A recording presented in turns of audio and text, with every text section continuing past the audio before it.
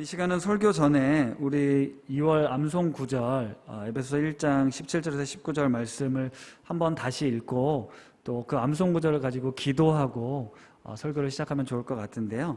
에베소서 1장 17절에서 19절 말씀에 너희가라고 되어 있는 부분을 우리에게로 변경을 했습니다. 한번 같이 화면을 띄워드릴 테니까 읽도록 하겠습니다. 기도하는 마음으로 함께 읽겠습니다. 시작. 우리 주 예수 그리스도의 하나님, 영광의 아버지께서 지혜와 계시의 영을 우리에게 주사 하나님을 알게 하시고 우리 마음의 눈을 밝히사 그의 부르심의 소망이 무엇이며 성도 안에서 그 기업의 영광이 풍성함이 무엇이며 그의 힘의 위력으로 역사하심을 따라 믿는 우리에게 베푸신 능력의 지극히 크심이 어떠한 것을 우리로 알게 하시기를 구하노라. 아멘. 제가 기도하겠습니다. 하나님, 이 시간 우리가 주님의 말씀을 듣습니다. 들어도 깨닫지 못하고 살아내지 못하는 듯하여 때로 우리 자신에 대해 실망스럽고 좌절과 낙심이 찾아오지만 우리가 생각하는 것보다, 우리가 평가하는 것보다 하나님의 은혜와 사랑이 더 크심을 알기에 하나님께서 예수 그리스도를 통해 우리에게 베푸신 이 놀라운 은혜의 복음을 깨달아 알고 누리게 하옵소서. 예수님의 이름으로 기도드립니다. 아멘. 요즘 에베소서 말씀을 많이들 읽고 계시리라고 생각을 합니다. 그 중에 한 성도님이 열심히 읽으시면서 간증을 어디 카톡방에 올리신 거를 제가 읽어봤는데요. 이 성도님께서 에베소서를 읽으면서 느낀 점 중에 하나가 사람과 사람 사이의 관계를 좀 강조하는 것 같다. 읽다 보니까 뭐 부모와의 관계라든지 자녀, 또 부부, 그 외에도 직장 동료, 또 교회 안의 성도들, 하나님께서 이 에베소서 말씀을 통해서 하나님과 나와의 관계뿐만 아니라 사람과 사람 사이의 관계들에 대해서 잘 하라는 말씀이구나. 세상에 살면서 많은 사람들을 만나는데 그런 사람들과 관계를 잘 맺으라고 이야기를 하는구나 라고 이런 간증들을 나눠주셨는데요. 제가 그것을 보면서 저는 이 에베소서 말씀을 보면서 늘 머릿속에 무슨 생각을 하냐면 교회, 내가 섬기는 교회는 우신 교회, 우신 성도들을 이제 떠올립니다. 그런데 여러분들의 일상을 살아가면서 만나는 많은 사람들은 다 다르지 않겠습니까? 저는 당연히 말씀을 보면서 우리 우신 가족들이 하나가 되면 좋겠다. 그리스도 안에서 하나님의 은혜를 서로 알면 좋겠다. 함께 지어져 가면 좋겠다. 이런 마음으로 이제 설교를 하지만 여러분들이 들으실 때는 물론 이제 우신 교회 공동체를 생각할 수도 있지만 우리의 가정이라든지 내가 일터에서 만나는 사람들, 그들 안에서 하나님께서 내게 무엇을 말씀하시는지를 잘 들으실 수 있으면 좋겠다 싶습니다. 성경도 분명히 이야기를 하는데요. 요한일서 4장 20절에서 21절 말씀입니다. 이 말씀 한번 같이 읽겠습니다. 시작. 누구든지 하나님을 사랑하노라 하고 그 형제를 미워하면 이는 거짓말하는 자니 보는 바 그 형제를 사랑하지 아니하는 자는 보지 못하는 바 하나님을 사랑할 수 없느니라. 우리가 이 계명을 주께 받았으니 하나님을 사랑하는 자는 또한 그 형제를 사랑할지니라. 아멘. 여기서 말하는 형제, 남자, 이런 뜻이 아닙니다. 우리가 만나는 우리 사람들을 사랑하는 것이 하나님을 사랑하는 것이다. 하나님을 사랑하는 건 그 형제를, 그 사람을 사랑하는 것이다 라는 것입니다. 우리가 너무나도 잘 아는 것처럼 하나님을 사랑하고 내 이웃을 내 몸과 같이 사랑하라는 것이 율법의 가장 요약본입니다. 우리가 하나님을 사랑한다라는 것을 이 땅을 살아가면서 어떻게 증명하고 살아낼 것인가는 내게 맡겨주신, 나에게 붙여주신 나와 관계를 맺고 있는 사람들을 사랑하며 사는 것으로 증명할 수 있다는 것입니다. 지난주 김영화 목사님께서 그러므로 생각하라라는 말씀으로 우리에게 이제 말씀을 전해주셨는데요. 그때 이제 단기 기억이 아니라 장기 기억으로 가려면 자꾸 복습을 해야 된다. 자꾸 반복을 해야 된다. 이제 이런 이야기를 하면서 저도 오늘 설교를 준비하면서 또 반복해도 괜찮겠구나. 또 반복을 해야겠구나. 이런 생각이 들었습니다. 어떤 분들은 맨날 똑같은 얘기 듣는 것 같아서 이제 들리지도 않아요. 그럴 수 있는데 들리셨다면 그 삶을 살아내고 있는지 보시고 삶으로 살아내지 못한다면 다시 한번 잘 들으실 수 있기를 바랍니다. PPT 한번 좀 띄워주시죠. 같이 한번 읽겠습니다. 시작. 그리스도 안에 엔 크리스토 있는 신실한 자들에게 마음의 눈을 밝히사 만물 안에 충만하신 예수 그리스도를 보게 하시고 포이에마 하나님의 작품됨의 은혜를 누리자. 그러므로 생각하라. 우리가 함께 지어져 가고 있음을. 네, 읽으시면서 혹시 이게 뭐지? 라고 생각이 드셨습니까? 네, 제목입니다. 지금 우리가 함께 읽은 이 내용은 올해 설교 제목을 엮어서 만든 내용입니다. 다시 한번 띄워주실까요? 제가 한번 읽어드리겠습니다. 엔크리스토라는 단어 기억하시죠? 그리스도 안에 있는 신실한 자들에게 마음의 눈을 밝히셔서 우리 만물 안에 충만하신 예수 그리스도를 보게 하시고 하나님의 작품됨의 은혜를 누리며 그러므로 생각해라. 오늘 말씀 우리가 함께 지어져 가고 있음을. 이렇게 보면 우리가 의도하지는 않았지만 이 설교 내용이 어떤 큰 흐름 속에 진행되고 있음을 알게 됩니다. 내가 하나님의 은혜를 깨달았으면 이제 내가 어떤 삶으로 나아가야 하는지를 오늘 말씀하고 있는 것인데요. 올해를 준비하면서 송구 영신 예배 때부터 이제 서로가 교회되는 공동체라는 제목을 잡고 한 해를 시작했습니다. 아까도 말씀드렸지만 3월이면 이제 모여서 예배 드리고 아이들도 함께 활동하고 뭔가 이제 성도 간의 친밀한 교제들이 우리가 북적북적 되는 그런 때가 올 거다. 오래 참았다라고 생각했는데 그때가 언제인지 아직도 모르는 그런 답답한 현실 속에 있습니다. 어쩔 수 없는 일이긴 하지만 사실 기운은 많이 빠집니다. 여러분들은 어떠신지 모르겠지만 저는 참 기운이 많이 빠져버렸습니다. 그런데 내 생각대로 내 계획대로 되는 게 우리 인생이 아니지 않습니까? 그렇다고 하나님의 뜻이 하나님의 계획이 실패하는 게 아닙니다. 내가 생각한 스케줄대로 내가 생각한 계획대로 되지 않았다고 해서 우리 하나님의 뜻이 우리 하나님의 계획이 실패하는 건 절대 아니라는 것입니다. 따라서 우리가 할 몫은 하나님보다 앞서는 것이 아니라 하나님께서 이 과정을 통해 우리에게 무엇을 말씀하시는지 가장 선하시고 우리의 목자 되신 주님께서 나를 어디로 우리 공동체를 어디로 이끌고 가려 하시는지를 보다 더 민감하게 듣고 때론 기다려야 한다면 멈춰야 한다면 기다리고 멈출 수 있어야 한다는 것이죠. 특히 올해 에베소서 말씀을 보면서 교회에 대해서 공동체에 대해서 우리가 함께 생각해 보고 있는데요. 이 말씀으로 다시금 우리 삶의 기초를 세우고 우리가 다시 모여 예배하며 교제할 때 함께 주의 일들을 감당할 때 우리 안에 하나님께서 거하시는 하나님이 주인 되시는 그런 아름다운 공동체 하나님이 거하실 초소로 세워질 수 있기를 기대합니다. 오늘 말씀도 그러므로라는 단어로 또 시작이 되고 있습니다. 그러므로 그 앞에 무슨 내용이 나온다는 거죠? 우리가 그리스도 안에서 십자가의 은혜로 나와 너가 하나가 되었다. 십자가의 은혜로 나와 하나님과의 관계가 회복되고 우리가 그리스도 안에서 새 사람이 되었다. 그래서 우리는 한 가족이다라고 시작을 하고 있는 것입니다. 여기서 말하는 가족은 혈연 관계로 맺어진 가족을 의미하지 않습니다.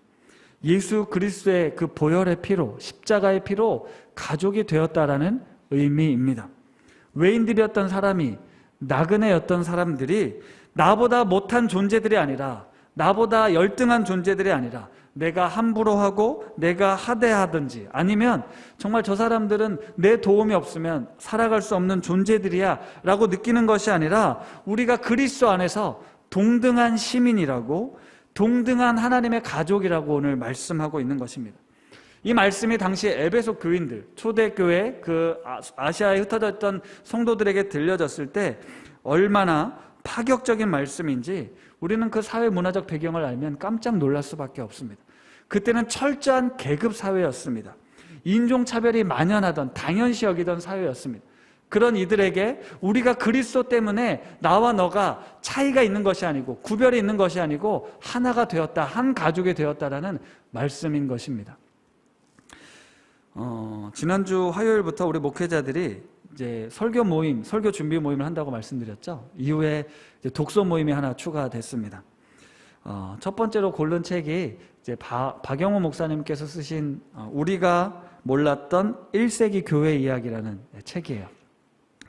이 책을 이제 제가 처음 발제를 했는데 서론을 보면서 와닿았던 건 우리가 그동안 기독교든 뭐 이 세상의 역사를 살펴보면 이제 정치적인 역사를 알고 있다라는 거죠. 그러니까 기록된 문서들이 대부분 엘리트, 지배계층, 뭐 승자들에 의해 쓰여진 기록들을 보면서 우리는 살아왔습니다. 그런데 성경의 이 배경에 있는 사람들, 아니면 이 신앙을 갖고 살아가는 우리들의 이야기는 좀 다른 이야기잖아요. 그렇죠? 이걸 이제 사회사적이라고 이야기를 하고 있는데 이 신앙도, 이 말씀도 어떤 정치사적인 그 이해가 아니라 사회사적인 이해가 필요하다라는 거였어요. 당시 그 역사나 사회 문화 속에서 실제 그리스도인들이 어떤 삶을 살았는지, 어떤 삶을 살았는지를 우리가 알고 이 말씀을 이해해야 한다는 거죠. 그러니까 지금 우리가 생각하는 교회 성도들의 모습을 가지고 에베소서 말씀을 이해하는 것이 아니라 에베소에서 살던 사람들이 도대체 어떤 상황에 놓여져 있었을 때 이런 말씀을 들었고 이 말씀은 어떤 영향을 미쳤을까라는 걸 들어야 한다는 거죠. 그러면서 이제 두란노 서원이라는 예를 들었어요. 사도행전 19장에 보면 사도 바울이 에베소에 있을 때 그 두란노 서원이라는 곳에서 2년 동안 날마다 말씀을 강론했다, 가르쳤다라는 내용이 나옵니다. 그래서 이제 두란노 서원하면 우리가 되게 익숙하고 친숙하잖아요. 네. 그런데 이 서원이라는 원래 단어는 스콜레라는 단어예요. 스콜레라는 단어는 당시 상류층 사람들이 이제 여가 시간에 모여서 즐기고 뭐 이렇게 토론하고 그런 활동들을 이제 스콜레라고 불렀습니다. 그런데 1세기 일반 평민들, 일반 사람들도 자신이 일하고 있는 일터를 스콜레라고 불렀대요.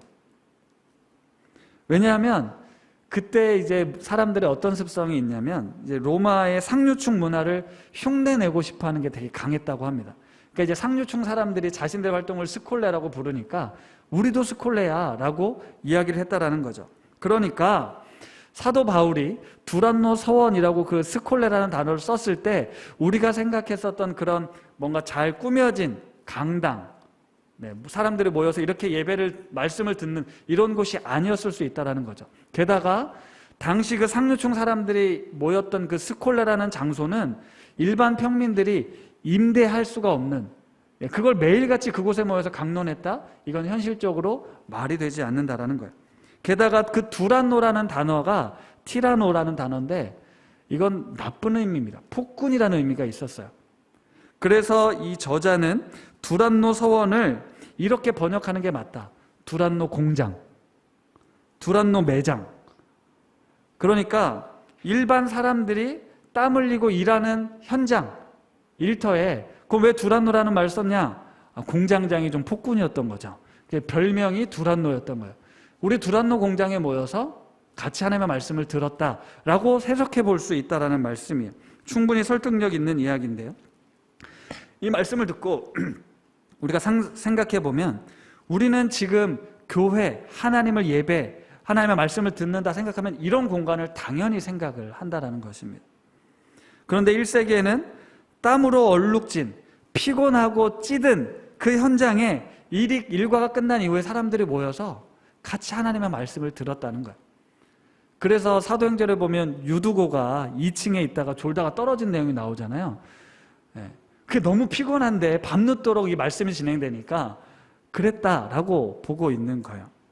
그러니까 로마의 지배하에 노동자들의 고된 삶을 살아가던 이들에게 이 말씀을 듣는다는 것이 어떤 열정과 열심을 불어넣었던 행위인가를 생각해 보면 우린 너무나도 편안하게 안락하게 지금 하나님의 말씀을 듣고 있다는 거죠. 정말 치열하게 그 말씀을 알고자, 그 복음을 알고자 애썼던 사람들에 비하면 우린 너무나도 편안한 신앙생활을 하고 있다는 것이죠. 게다가 당시 에베소 인구가 20만 명 정도로 추측을 하는데 국제무역항의 도시였거든요. 그러니까 그 에베소라는 도시에는 정말 다양한 인종, 문화, 종교가 혼재되어 있었던 도시였다는 거예요.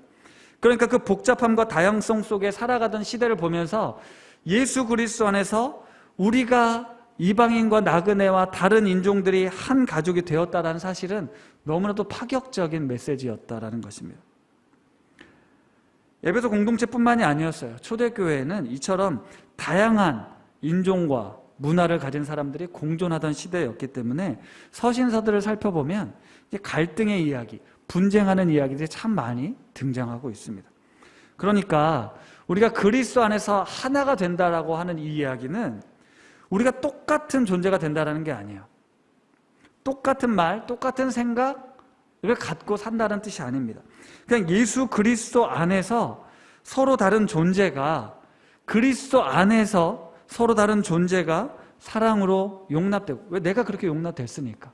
당신도 그런 용납받은 존재라는 걸, 그걸 인정하고 존중할 수 있다는 걸, 그렇게 한 공동체를 이루어가고 있다는 것입니다. 만물 안에 충만하신 하나님, 만물 안에 충만하신 예수 그리스도께서 나와 너 사이에 있기에 예수 그리스도를 머리로 하는 우리 지체가 함께 지어져 갈 수 있다는 것입니다. 제가 요즘에 들었던 충격적인 말이 하나 있어요. 바로 꼰대라는 말입니다. 여러분, 제가 꼰대라는 말을 듣는 거예요. 말이 됩니까? 말이 돼? 저 같은 사람이 어디 있다고요? 제 마음속에 그 단어가 인정이 안 되는 거예요. 누가 그런 말을 했을까요? 네, 아들들이 했죠. 아빠들이, 그래서 아빠는 꼰대라고 이야기를 하는 겁니다. 그래서 제가 추천받은 요즘 드라마가 있어요.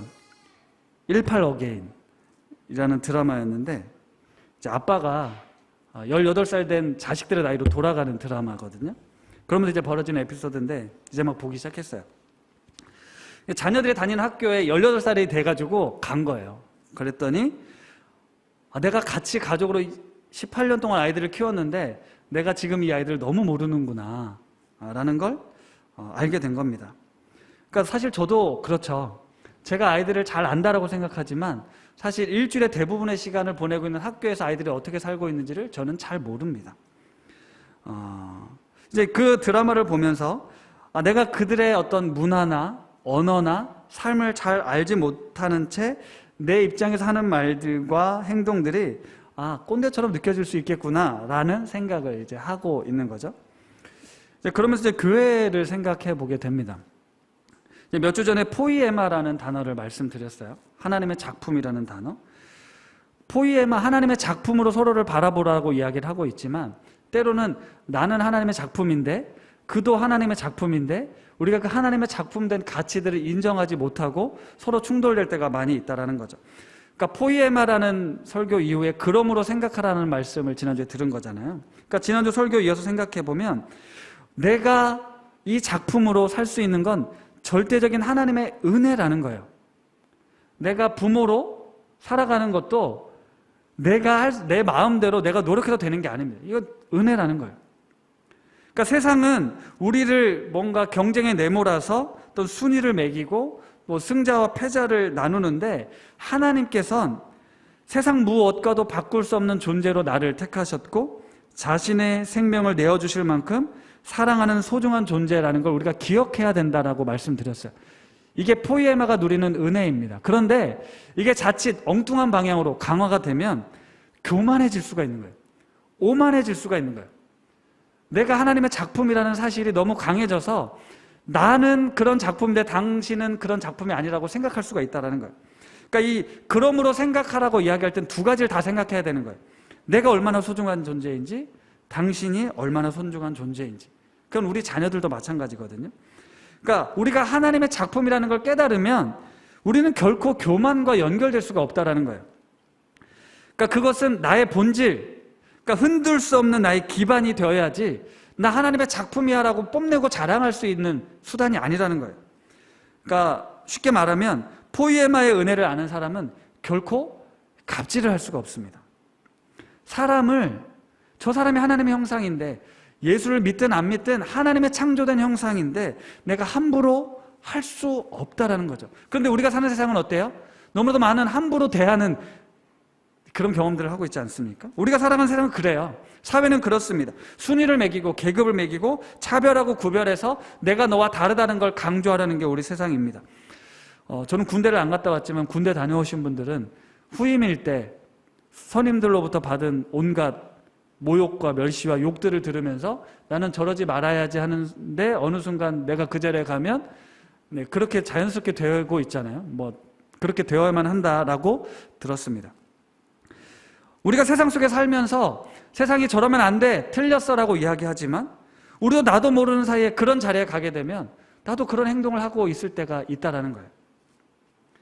그러니까 우리도 세상 사람들을 비난하고 평가하지만 내가 하나님의 은혜로 작품으로 살아가고 있다는 사실을 우리가 기억하지 않고 베이스에 깔지 않고 그냥 세상을 살면 우리도 그들과 다를 바 없는 삶을 살게 된다라는 거예요. 정말 복음의 은혜를 깨닫는다면 내가 어디에 있든지 내가 어떤 대우를 받든지 나의 중심은 변하지 않습니다. 누가 나를 하대하거나 멸시해도 나는 하나님의 작품이야. 그래서 상처받지 않고 흔들리지 않는다는 거예요. 그리고 그 사람에 대해 예의와 존중해, 그리고 이해와 용서가 가능해진다는 거예요. 그러니까 이런 사람들, 이렇게 하나님의 은혜를 아는 사람들이 모여 있어야, 그런 사람들이 있어야 하나님의 나라가 이루어지지 않겠습니까? 교회 내에서도 이제 비슷한데요. 제가 담임이잖아요. 뭐 어떤 교회는 이제 위임을 강조하는데 저는 뭐 위임까지는 강조하지 않습니다. 담임입니다, 제가. 이 교회에서 제일 높은 사람입니다. 맞죠? 맞으시죠? 그런데 이제 목회자들이 종종 하는 얘기가 있어요. 자기를 이제 주의 종이라고 표현을 합니다. 주의 종이 하나님을 섬길 때 제가 처음에 말씀드린 것처럼 하나님을 섬기는 것처럼 성도들을, 사람들을 섬겨야 되지 않습니까? 그러면 저는 여러분을 섬기는 사람입니다. 그럼 여러분들 중에 가장 낮은 사람입니다. 맞습니까? 고개를 끄덕이고 있어요. 맞습니다. 최근에 학교에서 우리 소강당에서 뒤편을 이제 확장해서 방송실을 만들어 주셨어요. 이제 그럴듯한 방송실이 이제 꾸며져서 현장 예배 오신 분들 이제 보실 수가 있는데, 이제 미디어분들의 수고가 매주일 세팅하고 철수하는 수고가 조금 덜게 됐습니다. 너무 감사한 일이죠. 우리 찬양팀은 그런 날이 올 수 있을까 싶습니다. 우리가 이제 우리 교회 건물을 소유해서 예배를 드리는 게 아니다 보니까 이제 불편함이 있죠. 어려움이 있습니다. 이거를 이제 매주 꺼내서 설치하고 예배가 끝나면 다시 철수해 다 여기를 이제 깨끗하게 비우는 일들을 하고 있거든요. 이제 미디어부도 늘 그런 일을 했습니다. 그런데 이제 학교가 공사를 하니까 이제 주일 세팅을 위해서 좀 더 미리 준비를 해야겠다 싶어서 한 달여 동안 토요일마다 매주일 이제 오셨어요. 그래서 창고에서 물건을 꺼내서 세팅하고 정리하는 일을 하셨습니다. 근데 이제 그 일을 뭐 미디어 부원들이 충분히 하실 수 있죠. 근데 이제 저도 같이 토요일 날 이제 교회를 오니까 와서 일손을 돕고 같이 점심도 함께 했습니다. 근데 이제 어느 날 제가 물건을 막 같이 나르니까 미디어부 부장님께서 아이고 담임 목사님께서 이런 것까지 하게 민망합니다. 이런 얘기를 하시는 거예요. 네. 제가 더 민망했습니다. 담임 목회자는 이제 그런 일을 하면 안 되는 거죠. 근데 안 할 수도 있죠. 제 일이 아닐 수도 있으니까, 뭐 하시는 분들이 있으니까. 물론 이제 부장님께서 담임 목사는 높고 우리는 낮기 때문에 하셔서는 안 됩니다. 이렇게 말씀하신 건 아닙니다. 제가 그걸 알아요. 그냥 목사님은 지금 목사님 해야 될 역할이 있고 이건 우리의 역할이다, 이런 뜻으로 말씀하신 거 제가 잘 알고 있습니다. 그런데 상당히 많은 교회에서 정말 이 상하 관계가 나뉘어져 있습니다. 성도들도 그게 익숙해요. 담임 목사와 부목사의 차이를 아십니까? 하늘과 땅 차이입니다. 부목사는 그 부자가 아니부, 목사가 아니다, 부목사, 이런 의미입니다. 잘 기억해 두시면 좋을 것 같아요. 근데 이게 말이 되냐는 거죠. 담임 목사만 목사고 부목사는 목사가 아니다. 그런데 실제로 우리 한국 교회 안에 그런 일들은 정말 많습니다. 예전에도 말씀드렸어요. 여러분들은 담임 목회자를 대화할 때와 부목사님을 대할 때, 그리고 우리 교회 유일하게 한 분 계신 전도사님을 대할 때 같으십니까? 우리 장로님을 대할 때와 우리 저 청년들을 대할 때, 우리 다음 세대 아이들을 대할 때, 아니면 우리 간사님을 대할 때 솔직히 똑같다고, 나는 똑같이 담임 목사님께 하듯 죽게 하듯 합니다 라고 말씀하실 분들 얼마나 있겠습니까? 예수 그리스도 안에서 함께 지어져 간다라고 이야기를 하고 있어요. 우리는 본래 허물과 죄로 죽었던 자들입니다. 그러니까 우리는 그리스도 안에서, 이 교회 공동체 안에서 허물과 죄로 죽을 수밖에 없는 자들이 하나님의 은혜로 구원받은 사람들이 모여 있는 게 바로 교회예요. 이 공동체는 어떤 돈에 의해서, 학벌에 의해서, 어떤 권력에 의해서 만들어진 조직이 아닙니다. 어떤 이윤 추구를 위한 공동체도 아니고요. 어떤 나의 야망과 목적을 성취하기 위해 만들어진 집단이 아니라는 거예요. 그냥 은혜로 구원받은 자들이 함께 모여서 우리를 살리시고 우리를 새롭게 하신 하나님의 은혜에 감사하고 기뻐하고 찬양하고 예배하는 거예요. 그리고 그 사랑 가운데 이 땅에 아직 주님을 알지 못하는 자들, 그렇죠? 이 에베소 교인들이 그런 얘기를 들은 거예요. 하나님을 모르는 사람들에게 우리 주 안에서 죽을 수밖에 없는 연약한 죄인들이 하나님 안에서 자유를 얻었다, 새 생명을 얻었다, 우리 함께 기뻐하자, 우리는 이제 한 가족이야. 그 가족됨을 누리는 곳이 바로 여기라는 거예요. 교회. 그런데 이곳이 그 어떤 조직보다, 그 어떤 사회보다 더 관료적이고 계급화되어 있다면 어떻게 예수 안에서 함께 지어져 갈 수 있냐라는 거예요. 하나님의 이름을 빙자해서 자신의 권력을 공고히 하려 하고 하나님 대신 목사에게 순종하는 것을 당연하게 만드는 것을 교회라고 부를 수 있겠습니까? 왜 그랬을까요? 한국 교회가. 그런데 이건 기독교의 오랜 역사입니다. 기독교의 그 선교의 실패 역사를 살펴보면 나의 우월함을 가지고 미개한 사람들을 개선시킨다라는 그런 마음이 되게 강했어요. 그들의 문화, 그들의 삶, 그들의 존재를 인정해주지 않았고요. 너희들은 열등하고 미개하기 때문에 내가 구원해줘야 돼, 이대로 들어와야 돼라고 이야기를 했다라는 겁니다. 그만큼 하나님의 절대적인 복음의 진리를 안다라는 것이 이 포에마의 은혜를 누리는 사람들이 겸손해지는 것이 아니라 자칫 높아질 수 있고 누군가를 배제하거나 누군가를 비난하는 용도로 쓰여질 수 있다는 겁니다. 이런 마인드를 가진 저인데 저를 꼰대라고 부르니 제가 얼마나 힘들었겠어요. 제가 만만한 목사가 되겠다라고 말씀을 드렸었죠. 그런데 이제 저도 모르게 내가 담임인데 어떻게 나한테 이럴 수 있지? 어떻게 저렇게 얘기할 수 있지? 라고 생각 들 때가 있습니다. 저도 사람이잖아요. 근데 그건 제 그릇이 부족해서 그런 것이지 그게 잘못된 건 아닙니다. 성도님들께서 편안하게 대하실 수 있으면 좋겠어요. 그리스도 안에서 우리는 한 공동체니까. 상하관계가 아니니까. 우리 모두, 저도 그렇고 여러분도 그렇고 은혜가 필요한 자들입니다. 근데 이제 반대로 여러분들에게 그런 이야기를 드렸지만 사실 저도 여러분들을 그렇게 편안하게 대해야 하는데 또 그것도 쉽지가 않습니다. 저도 여러분들이 어렵죠. 무슨 말인지 이해하시죠? 네. 그러니까 저도 편안한 공동체가 되고 싶지만 또 저도 어려운 부분이 있습니다. 그러니까 이제 서로가 적절한 어떤 선과 균형이 필요한 거예요. 너무 어려워서 멀리 떨어져서도 안 되지만 또 그 간격을 적절하게 조정해야 하는데 거기에 은혜가 필요한, 은혜로 맺어지는 거예요. 예수 그리스도가 계셔야 한다는 거예요.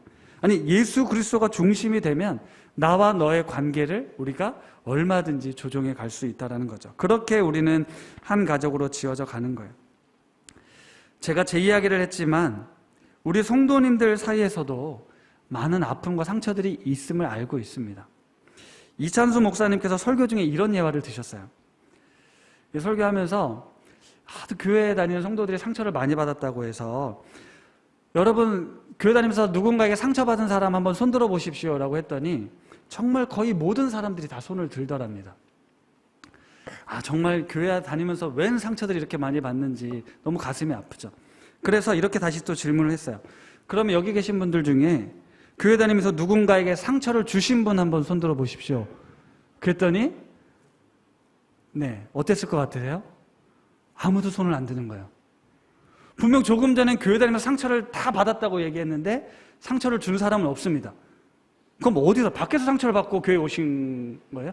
교회 안에서 상처받은 게 없다라고 이야기를 하는데, 그러니까 이게 무슨 뜻이냐면 우리가 이 말씀을 너무 잘 알아요. 그리스도 안에서 너와 내가 하나가 됐다, 한 가족이 됐다, 우리 하나가 되어야 한다, 성령 안에서 하나가 되어야 한다, 너무 잘 알거든요. 근데 그런 공동체를 세워가는 것, 만들어가는 것에 대한 두려움이 있습니다. 쉽지 않아, 불가능해, 어렵다라는 생각들을 누구나 합니다. 그런데 정말 공동체는 큰 복이에요. 우리에게 정말 중요하고요, 정말 필요합니다. 그리스도인으로 살아가기 위해서 공동체는 필수 불가결한 거예요. 하나님께서 우리에게 십자가를 통해 우리의 관계를 회복하셨을 때 하나님과 나와의 관계만 회복한 게 아닙니다. 나와 너의 관계도 깨어졌던, 죄로 말미암아 깨어졌던 그 관계를 예수 그리스도의 십자가로 화목하게 하셨다라는 게 성경이 말하고 있는 진리라는 거예요. 그래서 그 관계가 회복될 때 우리가 하나님의 나라, 천국의 삶을 누릴 수 있게 된다라고 이야기를 하는 거거든요. 그러기 위해서 다시 한번 강조하지만 우리가 예수 그리스도 안에 있어야 한다는 거예요. 예수 그리스도가 친히 모퉁이 돌이 되시고 예수 그리스도의 기초 위에 우리 한 사람 한 사람이 건물로 세워져 가야 되는 거예요. 우리는 예수님 없이 우리 공동체는 건강할 수도 튼튼할 수도 없습니다. 맞아요. 교회도 그렇고 가정도 그렇고요. 우리가 살면서 예수 그리스도를 중심으로 두고 예수 그리스도 없이 인간적으로 모이면, 관계를 맺으면 깨질 수밖에 없습니다. 우리의 본래 모습이 그렇기 때문에. 하지만 예수 그리스도를 사이에 두고 예수 그리스도를 중심에 두고 우리가 살아갈 때, 예수님이 나와 너 사이에 계시고 예수님이 남편과 아내 사이에 계시고 예수님이 부모와 자녀 사이에 계셔야 한다라는 것입니다. 우리가 함께 세워가려고 하는 이 우신 공동체도 예수 안에서 세워져야 한다는 것이죠. 22절 말씀 같이 한번 읽겠습니다. 시작. 너희도 성령 안에서 하나님이 거하실 처소가 되기 위하여 그리스도 예수 안에서 함께 지어져 가느니라. 여기서 기억해야 될 사실은 하나님이 거하실 처소, 처소가 뭐예요? 거주하는 곳이잖아요. 하나님이 거하시는, 거주할 곳이 우리 안에 그리스도 예수 안에서 함께 모여있는 공동체 안에 내가 거하겠다라고 이야기를 하는 거예요. 성경에 보면 분명 이 성전이라는 의미가 개인적이기도 하지만 공동체적이라는 겁니다. 개인적이라는 의미는 고린도전서 3장 16절에 보면 너희는 너희가 하나님의 성전인 것과 하나님의 성령이 너희 안에 계시는 것을 알지 못하느냐. 내 안에 하나님이 계시기 때문에 내가 성전이 되는 거 맞습니다. 그런데 성전된 내가 함께 모여있는 공동체도 성전이라는 겁니다. 하나님이 거하실 처소가 되기 위하여, 하나님이 거하실 처소가 되기 위하여 우리 안에 함께 지어져 가라고 말씀하시는 거죠. 우리가 우리 모임 안에, 우리 예배 안에, 우리의 순모임 안에, 우리의 어떤 그 사역들 안에, 이 성도들 간의 그 모임 안에 하나님이 거하시는 처소가 된다는 것, 이거 참 감격스러운 일이죠. 우리 공동체가 이 감격을, 이 은혜를 누렸으면 좋겠습니다. 최근에 유퀴즈라는 프로그램에서 이런 분이 나와서 멋진 이야기를 한번 들려주셨는데 한번 들어보도록 하겠습니다.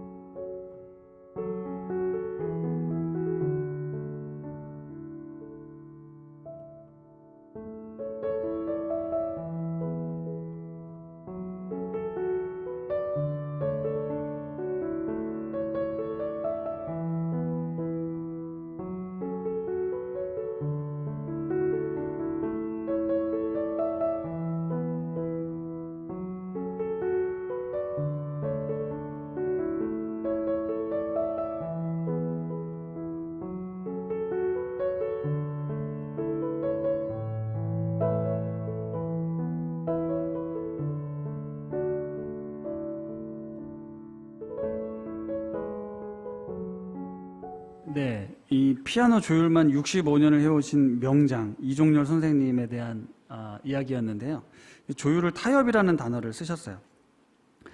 그러니까 피아노가 아름다운 소리를 내려면 각 음들이 정확하게 이제 하모니를 이루어야 되는 거잖아요. 그런데 이제 내 소리만 옳다, 내 음만 옳다라고 주장하면 안 된다라는 겁니다. 나의 위치를 옆 사람을 통해서 살펴봐야 한다라는 거예요. 우리가 그런 얘기를 합니다. 우리는 자기를 이제 유리 같은 존재라고 해서 깨지기 쉽다, 나 함부로 건들지 마, 이제 이렇게 이야기하는 경우들이 있어요. 그럴 수 있습니다. 우리는 어느 부분에서 참 연약함들을 가지고 있어요. 깨질 수 있는 부분들이 있습니다. 근데 처음에 말씀드렸지만 실제로 우리는 연약하고 유리처럼 깨지는 존재가 아닙니다. 우린 그 누구와도 비교할 수 없는 멋지고 가치 있는 존재입니다. 그러니까 우리가 성도들이 함께 모여 공동체를 이루어갈 때는 나만 옳아, 나만 맞아, 나만 잘 서 있으면 돼가 아닙니다. 여기 함께 공동체로 불러주신 이들과 서로 깨지기 쉬운, 근데 실제로는 깨질 필요가 없는 그런 존재들이 은혜 안에서 함께 연합하고 얽히고 설켜서 조화를, 하모니를 이루어야 한다는 거예요. 근데 그 조율을 누가 하시느냐? 예수 그리스도가 하시는 거예요. 내가 하는 게 아닙니다. 우리는 할 수가 없어요. 우리는 맞출 수가 없습니다. 예수 그리스도 안에 있을 때 우리가 그 은혜를, 그 아름다운 하모니를 이룰 수 있다는 거죠. 사랑하는 성도 여러분, 자기 중심성에 대한 이야기를 참 많이 말씀드렸습니다. 예수 그리스도 안에서 나 중심적으로 신앙생활하는 건 참 위험합니다. 내가 중심이 되면 나도 모르는 사이에 상처를 줄 수 있고 받게 됩니다. 근데 예수가 중심이 되면요, 상처를 받지 않고요, 예수가 중심이 되면 우리가 상처를 치료할 수 있습니다. 그러니까 예수 안에서 함께 지어져 간다는 게 도대체 무슨 의미냐? 그건 내 것을 내려놓는 행위예요. 예수 안에서 보여주신 모습이 뭐죠? 성육신입니다. 하늘의 영광을 버리신 거예요. 내가 하나님의 아들인데 그 영광을 버리고 인간이 되신 거예요. 우리의 관계를 회복하기 위해서 예수 안에서 지어진다. 내가 그 삶 안으로 성육신하는 겁니다. 아빠를, 목사를 그만둬라, 포기해라 라는 뜻이 아니에요. 그 권한과 자리에 연연하지 말고 너의 본질적인 삶의 존재를 깨닫고 기꺼이 낮아지고 내려놓아라 라는 것입니다. 나를 주장하지 않고 관계 속에서 서로 조율하며 아름다운 소리를 만들어내라라는 것입니다. 그렇게 예수 안에 있을 때, 예수 안에 내가 있을 때 우리 공동체는 따뜻한, 편안한 선물과도 같은 그런 공동체가 될 줄 믿습니다. 말씀을 마무리하겠습니다. 하나님께서는 우리 안에 처소를 두고 싶어 하십니다. 우리 안에 거하시면서 우리와 함께 교제하시면서 하나님의 나라를 누리고 싶어 하세요. 한 분 한 분이 너무나도 소중하고 귀한 존재들입니다. 제가 만나보면, 대화해보면, 이야기를 들어보면 하나님과의 관계를 잘 알고 있고 그 누구보다도 이 높은 뜻 정신을 실천하기 위해 애쓰시는 분들임을 알고 있어요. 그런 멋진 분들이 함께 모여있는 이 공동체에 뭔지 모를 부족함과 아쉬움이 있습니다. 물론 코로나라는 물리적인 한계가 있습니다. 그런데 그럼에도 불구하고 높은 뜻 성도들 안에 뭔가 진입하기 힘든 벽들이 느껴질 때가 있어요. 때론 내가 이방인처럼 느껴질 때가 있고 나그네 같다는 느낌을 받을 때가 있습니다. 어떤 예수 그리스도의 은혜에 기초하기보단 뭔가 영적인 우월감을 갖고 있다는 느낌을 받을 때가 있습니다. 어떤 분들은 이 교회에 대한 기본적인 부정적인 감정, 상처들을 가지고 있어서 점점 더 개인이 나만 바로 서면 돼 라고 생각하는 듯 합니다. 이제 뭐가 맞다 틀리다 쉽게 단정 지을 수는 없지만 우리가 분명 미흡하고 부족함이 있습니다. 우리는 허물과 죄로 죽은 존재들, 여전히 그런 존재이지만 예수 그리스도의 은혜로 말미암아 회복된 존재들이기 때문에 여전히 지어져야 가야 하는 구원을 이루어가야 되는 그런 과정 속에 있습니다. 그렇기 때문에 우리가 미흡하고 부족하지만 서로가 서로를 조율하고 타협하고 맞춰가면서 함께 지어져 가는 그곳에 우리 주님께서 내가 처소를 삼겠다 말씀하셨습니다. 우리 높은 뜻 우신 공동체가, 우리 교회가 그런 교회가 될 수 있기를 간절히 소망합니다.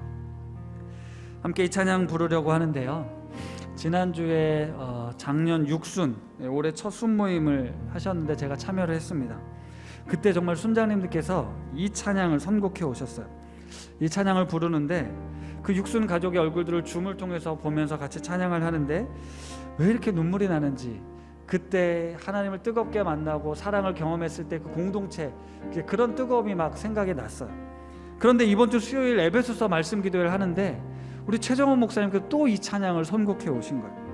아, 이번 주에 우리 성도님들과 불러야겠구나. 기대라는 찬양인데요, 이 찬양 가사를 좀 잘 생각하시면서 우리 안에, 내 안에, 우리 안에 이런 공동체, 이런 은혜들, 이런 것들을 기대하는 마음으로 함께 찬양하겠습니다.